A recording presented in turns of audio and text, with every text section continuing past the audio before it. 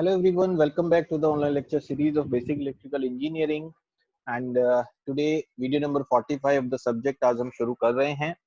Last के 4 lectures में 4 videos में हमने देखा कि कैसे steady state analysis करना है with circuit elements of resistance, inductance and capacitance when we have connected a voltage source, AC voltage source with a pure resistance, pure inductance and pure capacitance। तो ये 3 cases हमने discuss किए थे और साथ ही साथ उनके जो बेसिक क्वेश्चंस थे न्यूमेरिकल्स हमने लास्ट वीडियो में अटेम्प्ट किए थे कुछ क्वेश्चंस जो कॉन्सेप्ट्स हमने बिल्डअप किया था, right.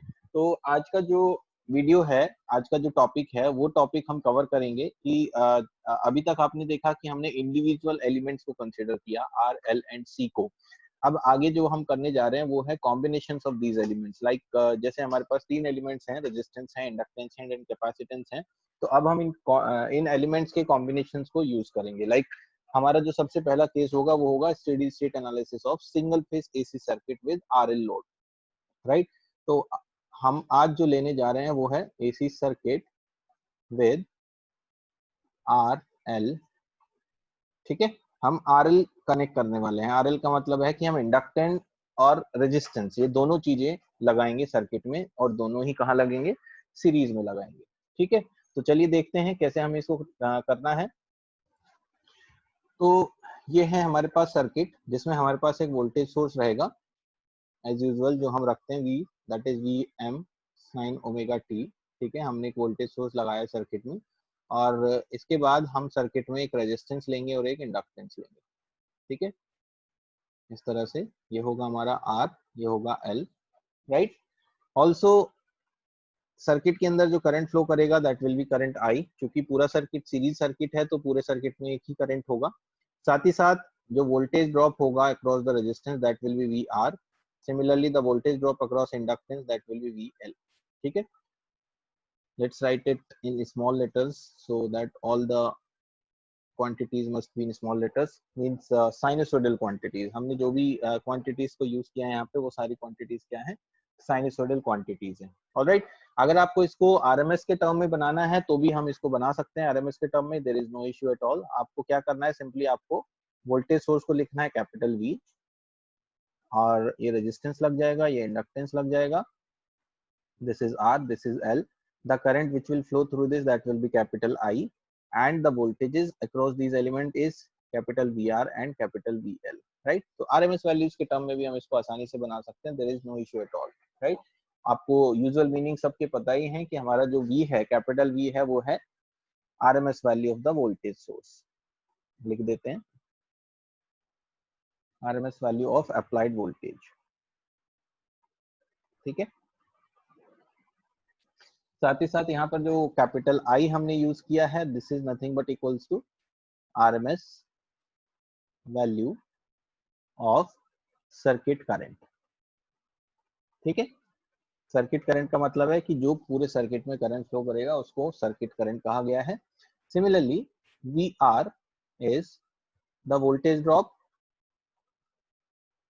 Across resistance, and resistance के अक्रॉस वोल्टेज ड्रॉप क्या होगा, I is the current which is flowing through the resistance, so we can write it as I into R, ठीक है। Similarly V L is the voltage drop across inductor, और inductor के across voltage drop क्या होगा, I is the current, L हमारे पास inductor है। सबसे पहले हम क्या करेंगे, इंडक्टर को बनाएंगे इंडक्टिव रिएक्टेंस ताकि वो एक रेजिस्टेंस आइडेंटिटी की तरह से बिहेव करने लगे, and then we will simply apply the Ohm's law so that the drop across this will become equals to I into X L, right. ये सारी चीजें हमें पता है जो यूजुअल मीनिंग्स हमारे पास होती हैं सारी क्वांटिटीज का, राइट। एक और चीज यहाँ पर हम इस टॉपिक को स्टार्ट करने से पहले बता दें कि ये जो केस है जिसमें आर और एल दोनों को हमने एक साथ यूज किया है, ये एक सबसे जनरल केस माना जाता है। जनरल केस का मतलब है कि जितने भी हमारे पास मशीन्स होती हैं, जितने भी हमारे पास मोस्ट ऑफ द सर्किट्स होते हैं, उसमें आप देखेंगे कि सबसे ज्यादा जो केस होगा वो इसी तरह का केस आपको मिलेगा जिसमें रेजिस्टेंस और इंडक्टेंस का कॉम्बिनेशन पाया जाता है। क्योंकि प्योरली जब इंडक्टेंस की बात हमने की थी तब हमने आपको बताया था कि प्रैक्टिकली एग्जिस्ट नहीं करता, it is not possible to create a inductance जिसमें जीरो रेजिस्टेंस हो, क्योंकि आप जिस भी वायर को यूज करेंगे इंडक्टेंस बनाने के लिए उसका अपना खुद का रेजिस्टेंस डेफिनेटली कुछ ना कुछ होता ही है। इवन अगर आप कॉपर मटेरियल को भी यूज करेंगे वहां भी आपको एक रेजिस्टेंस मिलता है जो बहुत ही कम वैल्यू का होता है, निग्लेजिबल आप उसको मान सकते हैं। बट उसके अलावा आप कोई भी मटेरियल को आप यूज करें, कोई भी वायर को आप यूज करें टू क्रिएट एन इंडक्टेंस, तो you will always find resistance, right. तो आरएल का सिंपली मीनिंग यही है कि अगर हम एक इंडक्टर भी ले रहे हैं तो उस इंडक्टर का अपना खुद का कुछ भी रेजिस्टेंस हो सकता है, तो that will B A case of RL circuit. Similarly you can consider any type of machine like fan and कोई भी मोटर ले लीजिए, हर जगह आपको इंडक्टर और रेजिस्टेंस तो मिलेगा ही मिलेगा, क्योंकि रेजिस्टेंस हर एक वायर का होता है और चूंकि मैग्नेटिक सर्किट्स हमारे पास होती हैं सारी मशीनरी, तो आपको इंडक्टर भी डेफिनेटली वहां पर मिलेगा। तो दीज आर द थिंग्स जो हमें यहाँ पर समझनी थी कि आरएल सर्किट का मीनिंग क्या है and why it is the most commonly available circuit. सबसे ज्यादा कॉमनली हमें जो सर्किट मिलता है वो यही होगा, ठीक है। Also from the previous discussion जो हमने प्रीवियस टॉपिक्स में किए थे, उसमें आपने ये देखा था कि जब आप एक प्योर रेजिस्टेंस को यूज करते हैं, प्योर रेजिस्टेंस को जब आप यूज करते हैं तो आप देखते हैं कि जो वोल्टेज है और जो करंट है दोनों एक दूसरे के साथ सेम फेस में होते हैं। साथ ही साथ जब आपने देखा था प्योर इंडक्टेंस वाला केस, तो आपने पाया कि जो वोल्टेज है उसके साथ जो करंट है वो 90 डिग्री एंगल से लैग करता है, राइट। ये चीज आपने देखी है जो फेजर डायग्राम हमने बनाए थे। यहाँ पर भी एग्जैक्टली सेम चीज होगी, क्योंकि आपके पास दोनों एलिमेंट्स हैं, आर और एल केस है। तो इस केस में हम क्या करेंगे, आपके पास एक इस पूरे सर्किट में एक ऐसा एलिमेंट है जो पूरे सर्किट के लिए कॉमन एलिमेंट है, और वो है आपका करंट। यूजुअली जब भी आप किसी भी सर्किट का या किसी भी मल्टीपल क्वांटिटीज का फेजर डायग्राम बनाने जा रहे हो, तो आपको हमेशा रेफरेंस एक्सिस पे एक ऐसा क्वांटिटी लेना चाहिए जो सर्किट के लिए कॉमन हो। तो सीरीज सर्किट के लिए यूजुअली करंट कॉमन होता है, तो हम यहाँ पर जो भी फेजर डायग्राम बनाएंगे उसमें रेफरेंस फेजर जो होगा हमारा करंट को हम लेंगे, ऑलराइट। दूसरी चीज, चूंकि आपके पास रेजिस्टेंस और इंडक्टेंस दोनों ही सर्किट में अवेलेबल हैं, तो इसीलिए हम रेजिस्टेंस और इंडक्टेंस के जो दोनों कॉन्सेप्ट हैं जो मैंने अभी यहाँ पर आपको बताए हैं, एक ये वाला कॉन्सेप्ट और एक ये वाला कॉन्सेप्ट, ये दोनों ही हम यूज करने वाले हैं यहाँ पर, क्योंकि एक रेजिस्टेंस के लिए है, दूसरा इंडक्टेंस के लिए है। रेजिस्टेंस में आपके पास वोल्टेज है वी आर, जिसमें से करंट आई जा रहा है, सो आई एंड वी आर का जो रिलेशन होगा वो बिल्कुल प्योर इंडक्टेंस प्योर रेजिस्टेंस की तरफ से काम करेगा। साथ ही साथ आई और वी एल का जो रिलेशन होगा वो प्योर इंडक्टेंस की तरह से बिहेव करेगा, ठीक है। तो सबसे पहले हम यहाँ पर इसका फेजर डायग्राम बनाएंगे। फेजर डायग्राम पे हमने आपको बताया है कि रेफरेंस एक्सिस हमारी जो होगी वो करंट होगी, क्योंकि current is the common quantity in all the voltages. तो सबसे पहले एक एक्सिस बना लेते हैं, ये हमारी एक्सिस हो गई, ठीक है।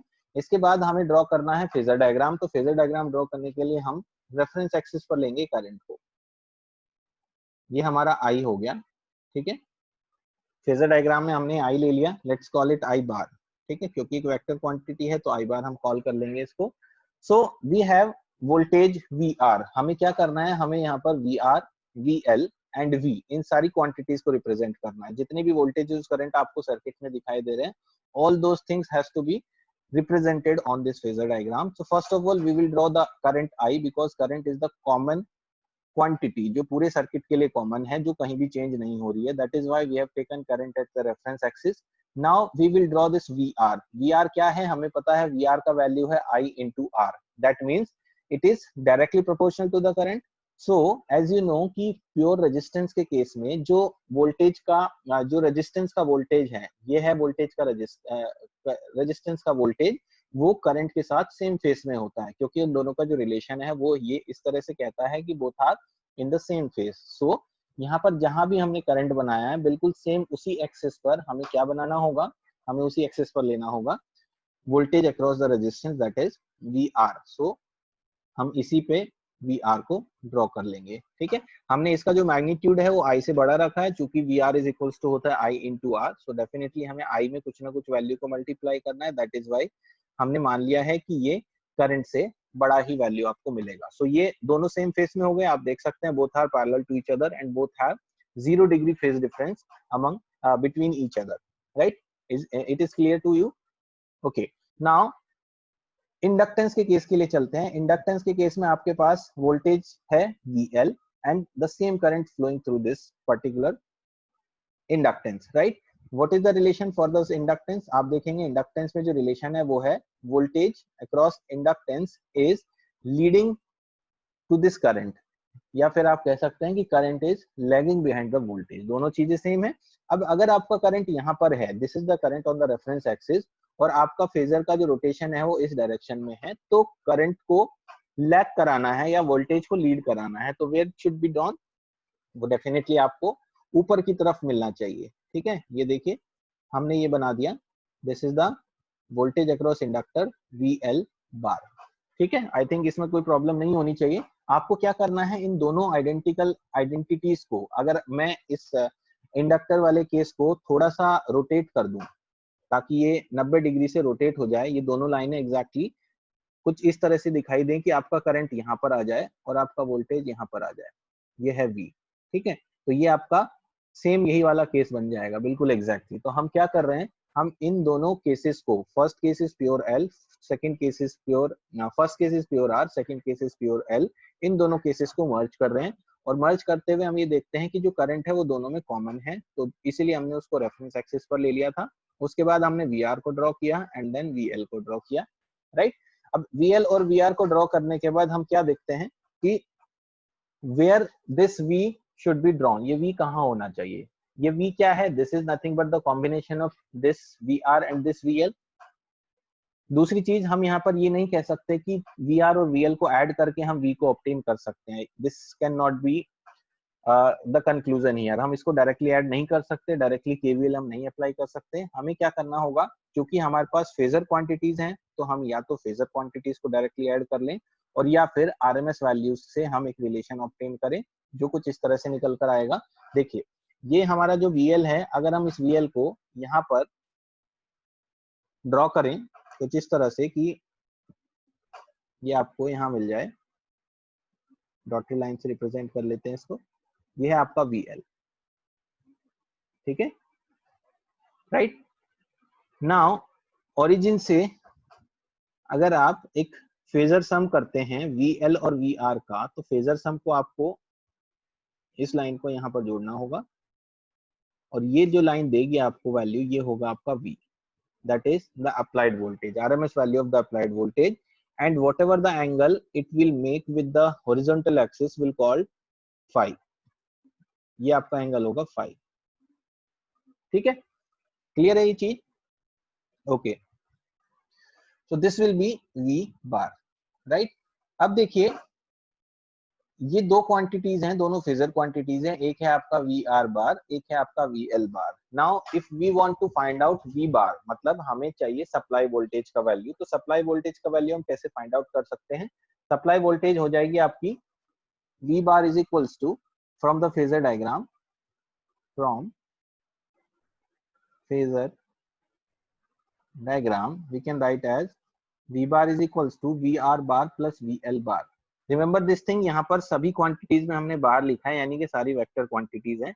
मैंने आपको बताया है कि हम डायरेक्टली यहाँ पर देख के ये नहीं कह सकते, ये नहीं लिख सकते कि V equals to VR plus VL है। सिंपल RMS वैल्यूज में we can not determine this kind of expression here, but in phasor form, in vector form हम यहाँ पर लिख सकते हैं कि V bar is equals to है VR bar plus VL bar. And as you know, if you want to find out the magnitude of V, वो आसानी से आप निकाल सकते हैं, magnitude is equals to V is equals to root of VL square plus VR plus VL square.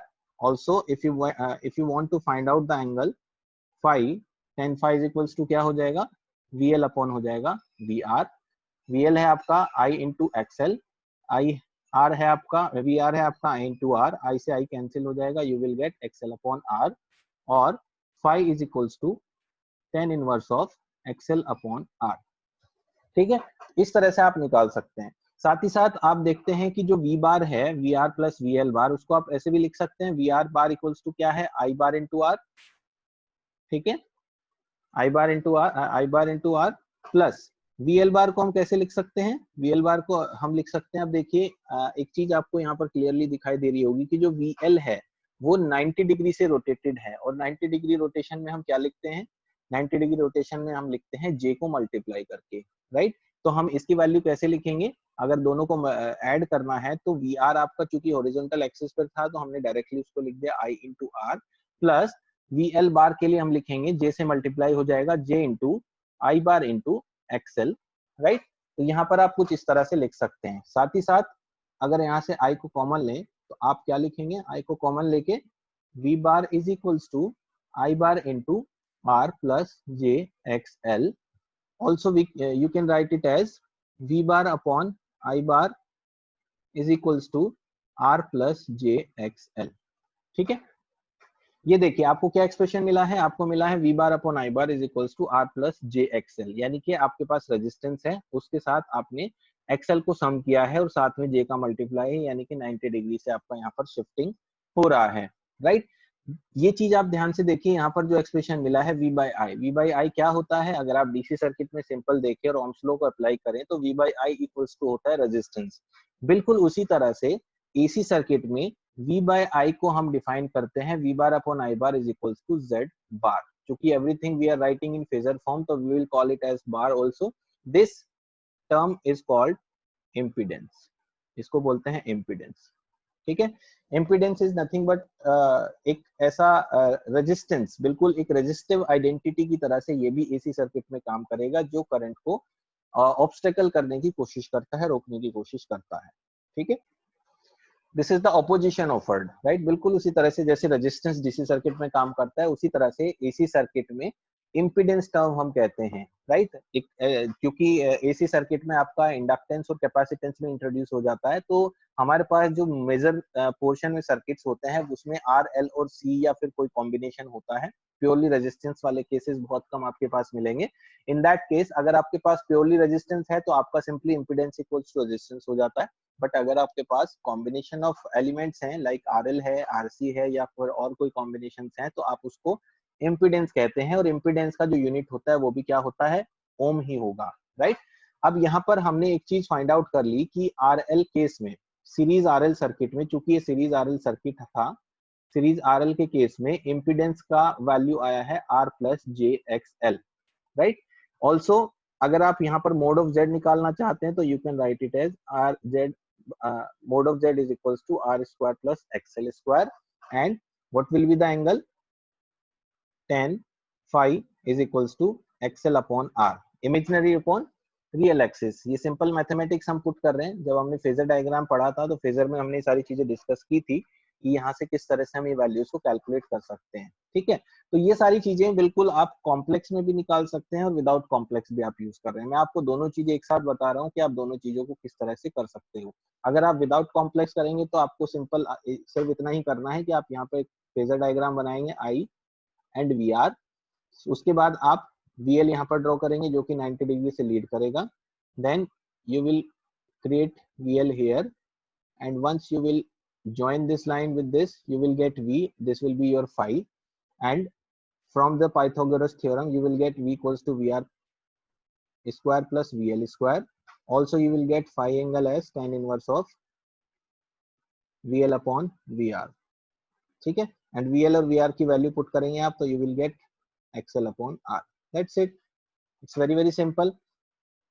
ठीक है, आप इस तरह से यहाँ पर कर सकते हैं। साथ ही साथ आप इस पर्टिकुलर को यूज करके कर सकते हैं। जैसे V जो है आपका, V is the total supply voltage. इस सर्किट का जो V है ये टोटल सप्लाई वोल्टेज है, और supply voltage is equals to होगा the current which is flowing through this circuit multiplied with the total impedance. याद रखिएगा हम इम्पीडेंस की बात कर रहे हैं, so we can write it as V is equals to I into Z. I is the current which is flowing through the circuit, Z is the impedance of the entire circuit, is equals to under root of VR square. VR square है I into R का whole square plus I into XL का whole square.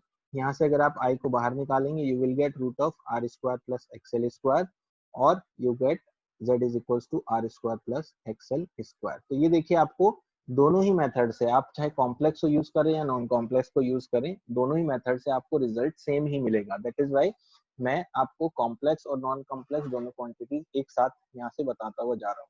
ठीक है, तो आपको यहाँ से relation मिल गया कि करंट अगर आपको फाइंड आउट करना हो तो आप सिंपली सप्लाई वोल्टेज ले लेते हैं। This is the supply voltage, RMS value of supply voltage divided by the circuit impedance. ठीक है, और ये जो करंट है दिस इज सर्किट करंट। अगर आपको सर्किट करंट निकालना है तो आप आसानी से लिख सकते हैं circuit current I is equals to V upon Z, where V is the supply voltage upon the circuit impedance। ठीक है, तो ये सारी चीजें आपके पास आ गई हैं।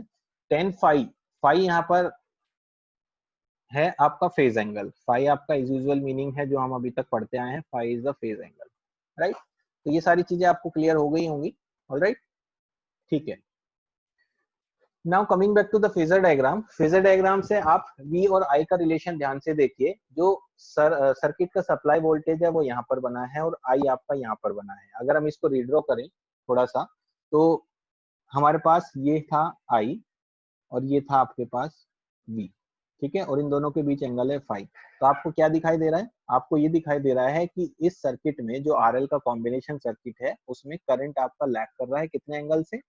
फाई एंगल से। रिमेंबर दिस थिंग कि जब हमने प्योर इंडक्टेंस वाला केस लिया था तब वोल्टेज और आई के बीच में जो एंगल था वो एग्जैक्टली 90 डिग्री था। जैसे ही हमने उसमें रेजिस्टेंस को ऐड किया वो एंगल 90 से लेस हो गया, यानी कि जो मैक्सिमम लैगिंग एंगल है प्योर इंडक्टेंस केस में that is equals to 90 degree. और जैसे जैसे आप उसमें रेजिस्टेंस को ऐड करते जाओगे, जितना ज्यादा रेजिस्टेंस ऐड होगा उतना ही वो एंगल जीरो की तरफ को आता जाएगा, क्योंकि as you know in pure resistive case the angle is 0 degree, in pure inductive case the angle is 90 degree, and if you combine both the elements your angle will vary from 0 to 90 degree। ठीक है, अगर RL दोनों है तो angle ना तो 0 हो सकता है ना तो 90 हो सकता है, it will be greater than 0 and less than 90 degree, it depends on the value of the resistance कि कितना strong resistance आप सर्किट में यूज कर रहे हैं, राइट। तो आपके पास था V is equals to Vm sin omega T. अगर आप V equals to Vm sin omega T लेते हैं तो V bar is equals to होता है V एंगल 0 डिग्री। और उस रिलेशन के हिसाब से अगर आप इस फेजर डायग्राम को थोड़ा सा शिफ्ट करके कुछ इस तरह से बनाएं कि V आपका हॉरिजॉन्टल पे आ जाए और I आपका नीचे चला जाए, तो आपको एक आसानी रहेगी यहाँ पर करंट के एक्सप्रेशन को लिखने के लिए। तो फ्रॉम द फेजर डायग्राम आपको क्या दिखाई दे रहा है? आपको ये दिख रहा है कि I bar is equals to है I angle of minus of 5। ठीक है, ये कंक्लूजन आपको यहाँ से दिखाई दे रहा होगा। ऊपर वाले फेजर से भी आपको दिखाई दे रहा है कि if we have V equals to Vm sin omega t, जो हमने प्रीवियसली एज्यूम किया था और वो यहाँ पर ड्रॉ किया गया है और I आपका यहाँ पर है, राइट। दोनों के बीच में एक रिलेशनशिप आ गई फाई एंगल की। तो V हमारे पास है V एंगल ऑफ 0, तो I हमें क्या मिलेगा? With the help of phasor diagram you will get it as I bar is equals to I angle of -5। ठीक है, यहाँ से आप डायरेक्टली साइनोसॉइडल फंक्शन लिख सकते हैं करंट का, राइट। इन साइनोसॉइडल फॉर्म क्या बन जाएगा? साइनोसॉइडल फॉर्म करंट का I is equals to Im sin omega t minus of 5। Simple है, ठीक है। Im हमारा मैक्सिमम वैल्यू हो गया, साइन फंक्शन था, ओमेगा टी में हमने 5 एंगल को माइनस कर दिया तो हमें डायरेक्टली क्या मिल गया? 5 मिल गया। यहाँ से आप एक और चीज लिख सकते हैं, वो ये है कि जो Im है that is nothing but equals to maximum value of the voltage divided by the impedance. ठीक है, ये चीज आप यहाँ पर आसानी से लिख सकते हैं। Now let's create the wave forms. ठीक है, फेजर डायग्राम हमारा बन गया था, वेव फॉर्म बनाएंगे क्योंकि हमें अब करंट के एक्सप्रेशन का पता चल गया है। ठीक है, ये आपके पास एक्सेस हो गई। उसके बाद आप वेव फॉर्म बनाएंगे। सबसे पहले आप वोल्टेज को बनाएंगे क्योंकि वोल्टेज है हमारे पास Vm sin ओमेगा टी। ये आपका वोल्टेज हो गया 0 pi 2 pi, this is omega t, right, and this is value plus of Vm। ठीक है, एक्सिस पे है आपके पास वोल्टेज। अब आपको करंट बनाना है। करंट का एक्सप्रेशन है Im sin omega t minus of 5। Minus of 5 का क्या मतलब है? 5 आपको पता चल गया, it can not be equals to 0, it can not be equals to 90 degree, so it has to be in between 0 to 90। Let's say कि यहाँ पर आपका कहीं 5 है, ठीक है, ये है आपका एंगल ऑफ 5। ठीक है, अब अगर ये एंगल ऑफ 5 है तो यहाँ से हमें वो वेवफॉर्म क्रिएट करनी है जो आपको करंट देगी, यानी कि starting from here, it will start from here. यहाँ पर आपका हाफ साइकिल पूरा होगा, यहाँ पर इसका फुल साइकिल पूरा होगा। मैग्नीट्यूड को अगेन हम एज्यूम करेंगे कि वोल्टेज से छोटा है, तो ये वेवफॉर्म कुछ इस तरह की बन जाएगी।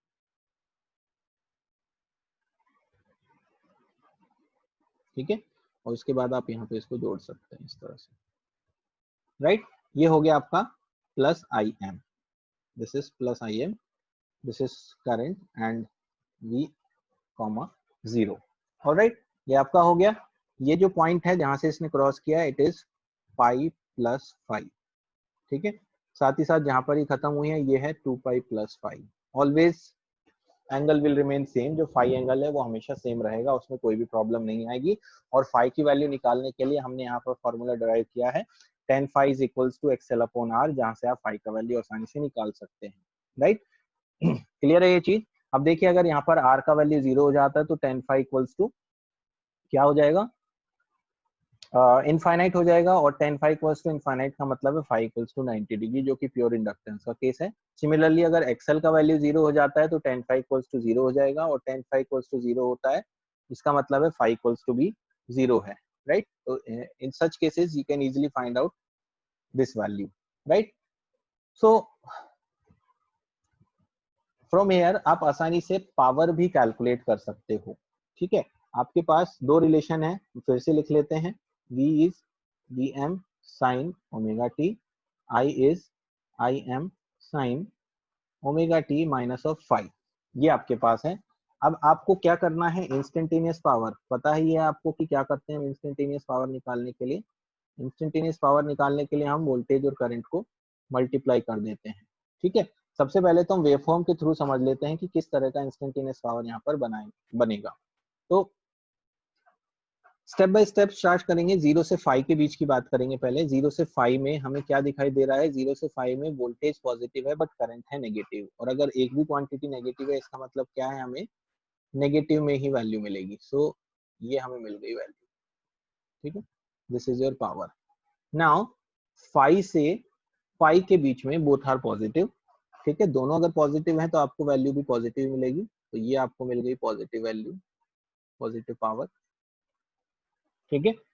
उसके बाद पाई से पाई प्लस 5 में आप देखते हैं वोल्टेज नेगेटिव हो गया है बट करंट इज पॉजिटिव, तो एक भी क्वांटिटी नेगेटिव है, that means it has to be negative, तो ये आपको मिल गया।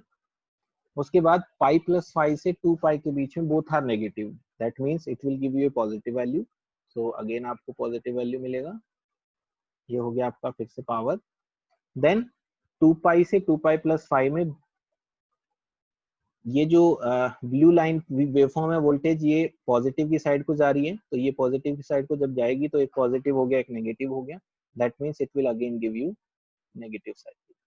तो इस तरह का वेवफॉर्म आपका पावर बनाएगा, this is P, that is V into I, ठीक है। इस वेवफॉर्म को देख के आपको क्या दिखाई दे रहा है, ये एक साइनसोइडल वेवफॉर्म तो है लेकिन सिमेट्रिकल नहीं है, this is very very important point. अभी तक आपने इंडक्टर और कैपेसिटर के केस में जो वेवफॉर्म्स देखी थी उसमें आपने देखा था कि फ्रीक्वेंसी ट्वाइस ऑफ ओमेगा थी, लेकिन वो सिमेट्रिकल वेवफॉर्म थी, और सिमेट्रिकल वेवफॉर्म के केस में हमने एवरेज वैल्यू कैलकुलेट करके बताया हुआ है कि that will always be zero, but this waveform is unsymmetrical, that means power will not be zero in this case, right. This is very very important point, क्योंकि यहाँ पर पॉजिटिव पॉइंट भी है नेगेटिव पोर्शन भी है। अब चूंकि positive portion ज्यादा है नेगेटिव पोर्शन कम है, तो जो एवरेज आएगा वो एक पॉजिटिव वैल्यू ही होगी, दैट मींस कुछ ना कुछ पावर का कंजम्पशन होगा, और होना भी चाहिए, बिकॉज हमने ये कंक्लूजन निकाला है कि प्योरली रेजिस्टेंस केस है तो पावर का कंजम्पशन होता है, प्योरली इंडक्टेंस का केस है तो पावर का कंजम्पशन नहीं होता, बट जब आप दोनों को कंबाइन करोगे तो there will be the power consumption because of the resistance. अब वो कितना वैल्यू है ये हम अभी फाइंड आउट करते हैं, राइट। तो हमारे पास है पावर V इंटू आई, तो V इंटू आई करेंगे तो हमें मिलेगा P is equals to V Vm sine omega t multiplied with Im sine omega t minus of 5, ठीक है। इसको हम सिंप्लीफाई करेंगे, सिंप्लीफाई करने के बाद आपको मिलेगा Vm Im sine omega t sign omega t minus of 5, ठीक है। इतना तो इजी है, कर लिया हमने। इसके बाद इसको साइन ए साइन बी का फॉर्मूला क्रिएट करने के लिए हम क्या करेंगे, 2 से मल्टीप्लाई एंड 2 से डिवाइड, ठीक है। तो 2 से यहाँ पर कर दिया डिवाइड और 2 से कर दिया मल्टीप्लाई, तो ये बन गया 1/2 VMIM into 2 sin omega t minus 5. Then further it can be solved as 1/2 VMIM bracket ये बन जाएगा cos 5 minus cos 2 omega t minus of 5, ठीक है। cos a minus cos b का फॉर्मूला बन जाएगा ये, cos a minus cos b upon 2 is equals to होगा आपका 1/2 into 2 sine omega t minus of 5, ये आपके पास आ गया है। सो आप इसको ब्रेक कर लेंगे। ब्रेक करने के बाद आपको मिलेगा 1/2 of Vm Im cos phi minus of 1/2 Vm Im cos 2 omega t minus of phi. अब ध्यान से देखिए, ये जो क्वांटिटी है ये टाइम से इंडिपेंडेंट क्वांटिटी है, इसमें कहीं भी ओमेगा और टी इस तरह का कोई टर्म नहीं है, फ्रीक्वेंसी नहीं है इस पर्टिकुलर वैल्यू की। और ये जो क्वांटिटी है ये आपके पास क्या है, ये एसी क्वांटिटी है। तो ये आपके पास डीसी क्वांटिटी है, ये आपके पास एसी क्वांटिटी है। साथ ही साथ एसी क्वांटिटी में भी ट्वाइस ऑफ ओमेगा है, राइट। कॉस है, ट्वाइस ऑफ ओमेगा है, यानी कि वापस से हमारा सेम कॉन्सेप्ट यहाँ पर अप्लाई होगा, जो कहता है कि किसी भी एक साइनसोइडल फंक्शन का जिसका हम एवरेज वैल्यू कैलकुलेट करने जाएं तो वो हमेशा क्या होता है, जीरो होता है, राइट। तो हमने इस पर्टिकुलर वेवफॉर्म को ब्रेक कर लिया दो पार्ट्स में, जिसमें से एक डीसी कंपोनेंट है। डीसी कंपोनेंट को निकालने के बाद हमारे पास जो दूसरा कंपोनेंट बचा वो प्योर एसी सिग्नल बचा, जो कि कोसाइन फंक्शन है, राइट। अब हम इसका एवरेज वैल्यू कैलकुलेट करेंगे, तो average power will be equals to होगा 1/2 pi integration of 0 to 2 pi P D omega T. ठीक है, वैल्यू पुट कर देते हैं, 1/2 pi bracket open 0 to 2 pi 1/2 Vm Im cos phi minus 1/2 Vm Im cos 2 omega t minus of phi, bracket close. ठीक है, D omega t right. ये bracket हम यहाँ पे लगाएंगे, it will be more clear. ठीक है, ये आपको मिल गया। अब यहाँ से आपको दो टर्म एक साथ मिलती है, एक टर्म है integration of 2 pi 0 to 2 pi 1/2 Vm Im cos phi। ये वाला जो चूंकि डीसी टर्म है तो इसका तो सेम वैल्यू होना चाहिए, क्योंकि डीसी वैल्यू का अगर आप आरएमएस या एवरेज निकालते हैं तो हमेशा सेम रहता है। और जो दूसरा टर्म है उसका आपको मिलेगा वैल्यू जीरो, क्योंकि वो ट्वाइस ऑफ ओमेगा फ्रीक्वेंसी की वैल्यू है और साइनसोइडल फंक्शन है, राइट। साइनसोइडल फंक्शन का एवरेज वैल्यू जीरो होता है, तो you get P is equals to capital P 1/2 Vm Im cos phi, और P is equals to Vm by root 2 Im by root 2 cos phi, Vm by root 2 यानी कि VRMS, Im by 2 यानी RMS cos phi watt। ये आपके पास power का formula आ गया यहाँ से, that is P is equals to VI cos phi watt। ठीक है, ये होता है power consumption in A circuit, जिसमें V है आपका RMS value of voltage, I है आपका आरएमएस वैल्यू ऑफ करंट, साथ ही साथ cos phi, phi है आपका फेज एंगल। अब यहाँ पर आप ध्यान से देखिए, अगर आप प्योरली रेजिस्टेंस वाला केस लेते हैं जहाँ phi इक्वल्स टू जीरो था तो पावर आपका हो जाता है V इंटू आई। अगर आप प्योरली इंडक्टेंस वाला केस लेते हैं जहाँ phi इक्वल्स टू 90 डिग्री था तो P इक्वल्स टू हो जाता है ऑटोमेटिकली जीरो। और अगर आपका कैपेसिटर का केस लेते हैं जहाँ phi equals to again 90 degree है, हालांकि इसमें लैगिंग वाला केस था, इसमें लीडिंग वाला केस था, बट कॉस फाई और cos minus phi is equals to cos phi ही होता है, तो हम कह सकते हैं यहाँ भी पावर इक्वल्स टू जीरो आएगा। तो अल्टीमेटली जो आपको याद रखना है वो ये वाला फॉर्मूला है कि P इक्वल्स टू होता है V I cos phi watt, no matter what is the case. उसमें आप सिंपली फाई का वैल्यू पुट करके आसानी से पावर का वैल्यू कैलकुलेट कर सकते हैं कि किस केस में कौन सा पावर है। ठीक है, ये चीज आपको क्लियर है। साथ ही साथ यहाँ पर आप देखेंगे कि जो पावर है उसको आप एक और फॉर्मूला लिख सकते हैं, वो कुछ इस तरह से होगा कि जो वोल्टेज है वो होता है I into Z, voltage equals to होता है I into Z, current equals to होता है I, और cos फाई इक्वल्स टू होता है R अपॉन जेड। ये कैसे आया हम अभी देखेंगे, R अपॉन जेड मैं अभी जस्ट आपको बता रहा हूँ। तो जेड से जेड कैंसिल हो जाएगा तो it will become equals to I square R, यानी कि सेम वापस से वही फॉर्मूला निकल कर आ गया कि अगर आपको पावर कंजम्पशन कैलकुलेट करना है तो power consumption is equals to V I cos phi और also equals to I square R. ठीक है, इसको आप बोलते हैं पावर कंज्यूम्ड और पावर एब्जॉर्ब्ड, पावर कंज्यूम्ड और पावर एब्जॉर्ब्ड। ठीक है, इसी को एक और नाम देते हैं हम, वो है एक्टिव पावर, आगे हम पढ़ेंगे, और रियल पावर और true power, all are the same thing. ये सारे के सारे नाम एक ही चीज हैं, 1 2 3 4 5, आप सभी को सिर्फ एक ही नाम देते हैं जो होता है कैपिटल P और फॉर्मूला होता है VI cos phi। ठीक है, अब ये देख लेते हैं कि हमारे पास cos phi equals to r by z कैसे आया है। cos phi equals to r by z निकालने के लिए आपको वापस से एक बार फेजर डायग्राम बनाना होगा, और फेजर डायग्राम हमारे पास था, हॉरिजॉन्टल एक्सिस पे था हमारे पास VR, वर्टिकल एक्सिस पे था हमारे पास VL, और जब हमने इसको इससे ज्वाइन किया था तो हमारे पास था V। अब देखिए VR इक्वल्स टू है I into R, VL equals to है I इंटू XL, और V इक्वल्स टू है I इंटू Z। अगर यहाँ हम फाई लिखें और सारी वैल्यूज में से I को एलिमिनेट कर दें तो हमें मिलेगा this is R, this is XL and this is Z and this is phi. From here you can write as Z is equals to root of R square plus XL square. Tan phi is equals to XL upon R and cos phi is equals to R upon Z। ठीक है, अब ये जो triangle बना है, ये जो triangle हमने बनाया है, इस ट्राइंगल को क्या बोलते हैं? This triangle is called impedance triangle. ठीक है, यहाँ पर हमने जो ट्राइंगल बनाया this is for series RL circuit. तो सीरीज आरएल सर्किट से हम यहाँ से जो ट्राइंगल क्रिएट करते हैं वो कुछ इस तरह का दिखेगा, जिसमें हॉरिजॉन्टल एक्सिस पर आर होगा, वर्टिकल एक्सिस पर एक्सएल होगा, और जब इन दोनों को आप ज्वाइन करेंगे तो आपको यहाँ पर मिलेगा जेड, जहाँ से आप आसानी से जेड को निकाल सकते हैं by using Pythagoras theorem, that is root of R square plus XL square. Also tan phi equals to XL upon R, or you can say cos phi is equals to R by Z। तो यहाँ से हमने जो cos phi use किया था ऊपर फॉर्मूले में, वो हमने यहाँ पर पुट किया था कि cos phi equals to होगा R by Z, जिससे पावर निकल कर आता है I square R।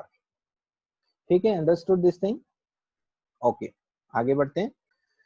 तो इम्पीडेंस ट्राइंगल से आपको क्या क्या फायदे हैं, क्या क्या चीजें आप कैलकुलेट कर सकते हैं। अगर आपके पास इम्पीडेंस ट्राइंगल बना हुआ है तो आप सबसे पहले उससे इम्पीडेंस निकाल सकते हैं कि what is the value of impedance, that is Z equals to root R square plus XL square. दूसरी चीज, आप फेज एंगल फाई का वैल्यू निकाल सकते हैं by using the formula tan phi equals to XL upon R। और तीसरी चीज, आप cos phi की वैल्यू निकाल सकते हैं, that is R by Z। जो cos phi है that is a very very important term in AC circuit. इस cos phi को हम कहते हैं पावर फैक्टर। ठीक है, इसको हम कहते हैं पावर फैक्टर,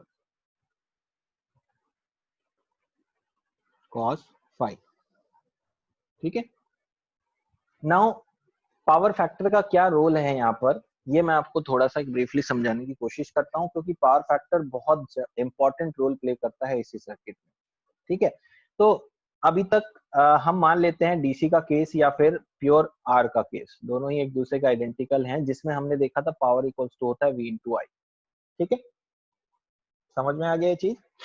दूसरी चीज, हमने आरएल वाला केस देखा जहां पर हमने पावर पाया V इंटू आई इंटू कॉस फाई, यानी कि यहाँ पर एक एडिशनल टर्म मल्टीप्लाई होगी कॉस फाई।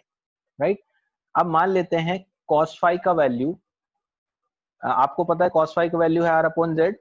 प्योर R के केस में Z is equals to R होगा, यानी कि कॉस फाई इक्वल्स टू कितना हो जाएगा, R upon R, that is equals to 1।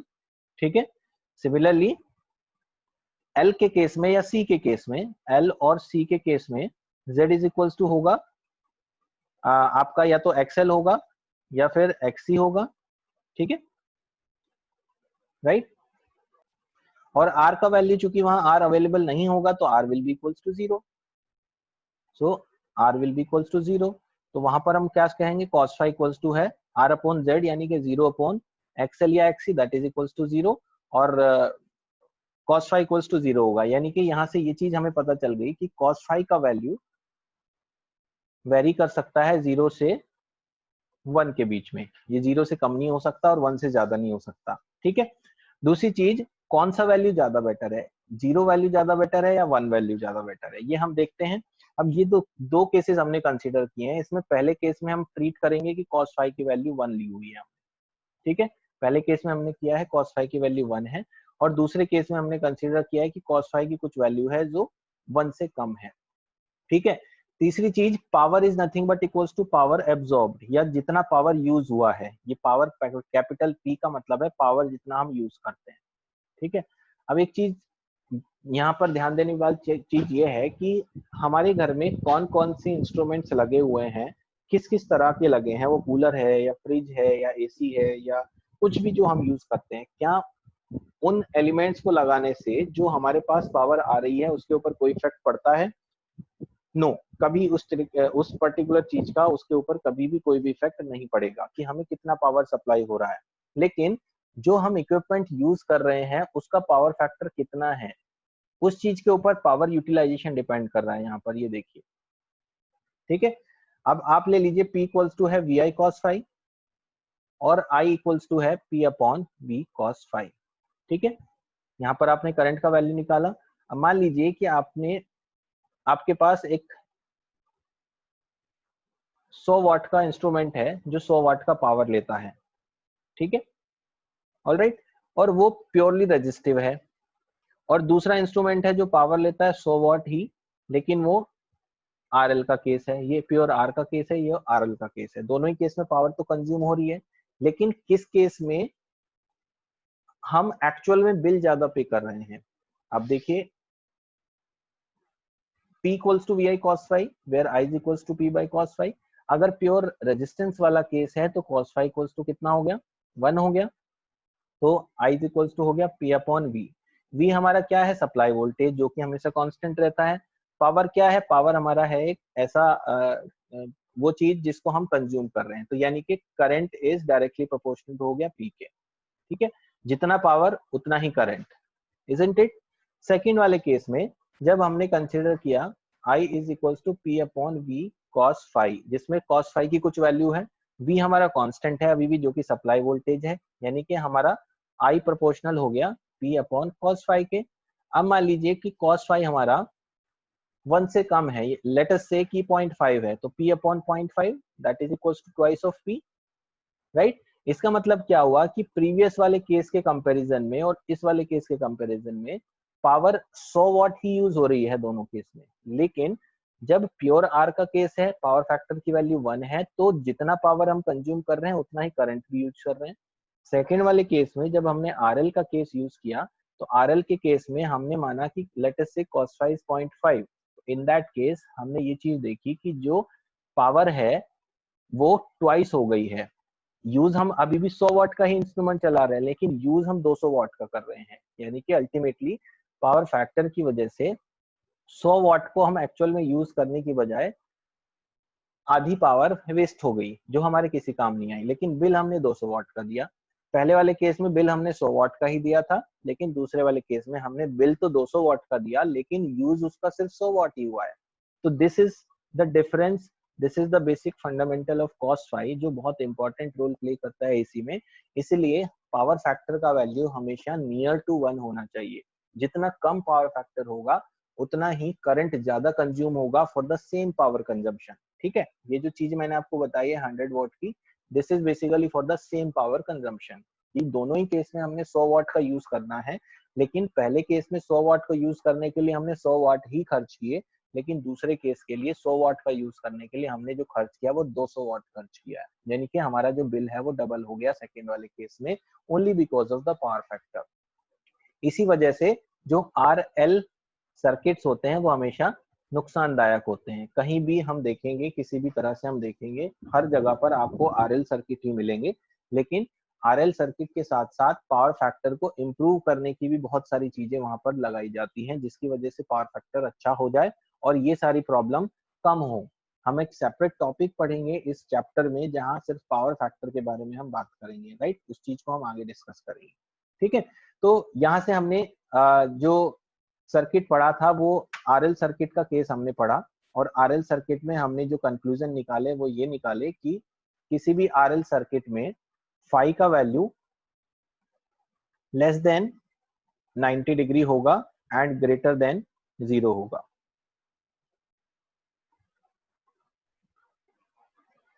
ठीक है। लेस देन 90 डिग्री होगा और फाई का value and greater than 0 degree होगा, 0 से 90 के बीच में होगा। इसका मतलब है कि करंट हमारा क्या करेगा? लैग करेगा। So current will lag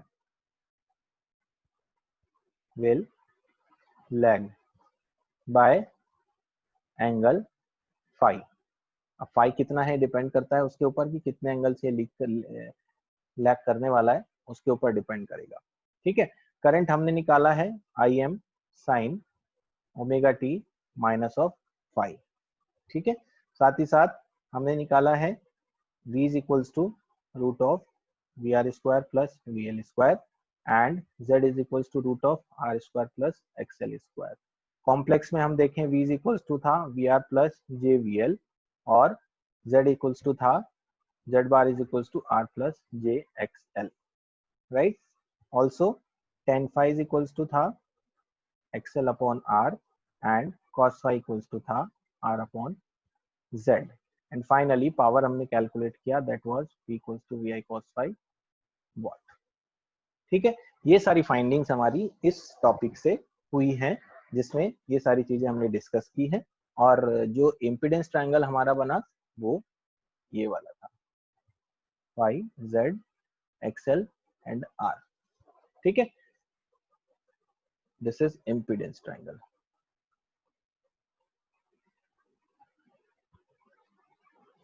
right, so this is all about the series RL AC circuit, जिसमें हमने ये सारी चीजें समझी हैं। हमने इसको कॉम्प्लेक्स से भी समझा, नॉन कॉम्प्लेक्स से भी समझा। साथ ही साथ जो जो टर्म यहाँ पर इंट्रोड्यूस हुई हैं उन सारी टर्म्स के बारे में थोड़ा जानने की कोशिश की कि वो टर्म्स एक्चुअल में होती क्या है, क्या उनका इंपॉर्टेंस है, और उनको यहाँ पर हमने यूज किया है। ठीक है, so that's all for this topic. So thank you for watching this video. Next video में हम दूसरा केस डिस्कस करेंगे जो कि आरसी सीरीज सर्किट का होगा। Right, so thank you.